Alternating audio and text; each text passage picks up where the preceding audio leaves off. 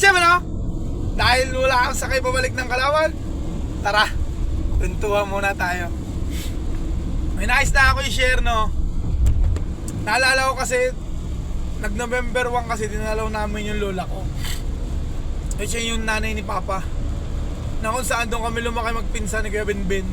Doon kami mga bata pa. Share ko lang, makikwento ba, na dati nung una, nung mga bata pa kami ni Kuya Binbin, naalala ko, naglalakad kami ng 2 to 3 kilometers. May mga bitbit kaming may bitbit kami magpinsan na sagmaw. Alam niyo yung sagmaw? Yun yung pinaghalo-halong kung sari-saring pagkain ba, pagkain ng baboy ba, yung gano'n. Yung pinaghalo-halong pagkain yung mga kinuha ng lola ko sa karinderya sa palengke. Bit-bit namin magpinsan yun hanggang makarating kami doon sa aming bahay na tinitiran sa barangay sa Maymulay. Nilalakad namin yun. Tapos gagawin naman ng lola ko doon, aaniusin yun. Baga parang iiwala yung maganda pa, yung mga ano. Doon nakuha yung lola ko dati ng karne. Pag nakakita yung lola ko dati ng karne na buong buo pa, kumbaga parang maayos pa, huhugasan ng lola ko yun. Pagkahugas ng lola ko, alam nyo kung anong gagawin?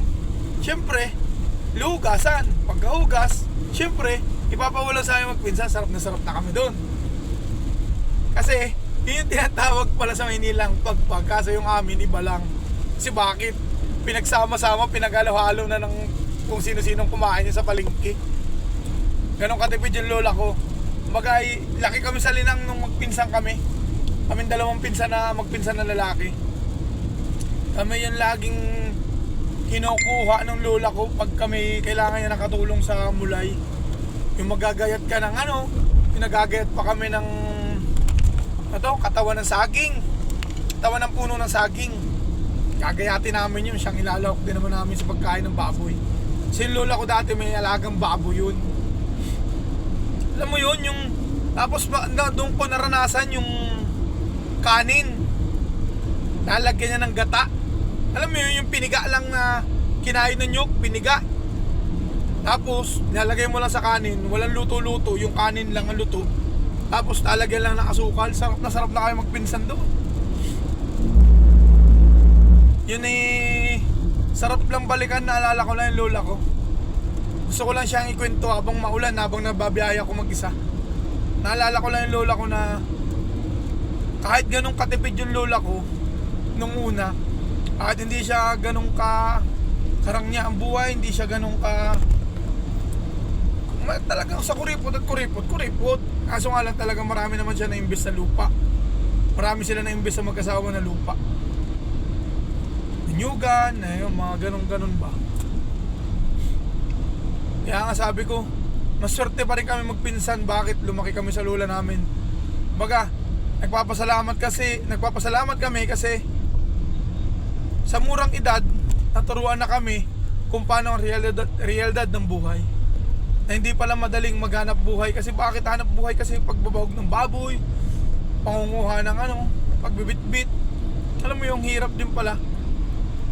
Ang masarap lang doon, sanay kami sa hirap. Kaya kumbaga, meron man o wala, malaking pasasalamat na namin.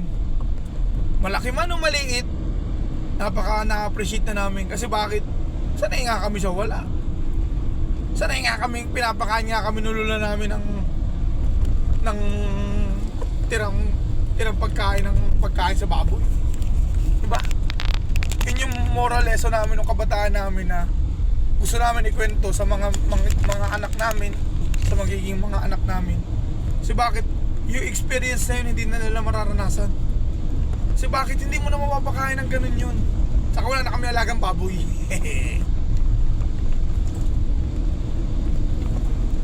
Kaya yung mga bagay na mga ganun, yun yung pinagpapasalamat namin kasi naranasan namin.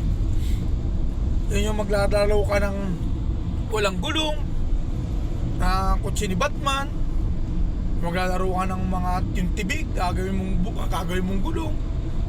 Yung mga masayang moment na sarap lang balikan na naranasan mo nung kabataan. Kaya shout out sa mga lumaki din sa lolang lumaki sa Linang. At saka shout out sa mga batang 90s na katulad ko. Kaya yun lang. Peace. Baka humaba masyado yung kwenta ko. Naalala ko lang siya. Yeah.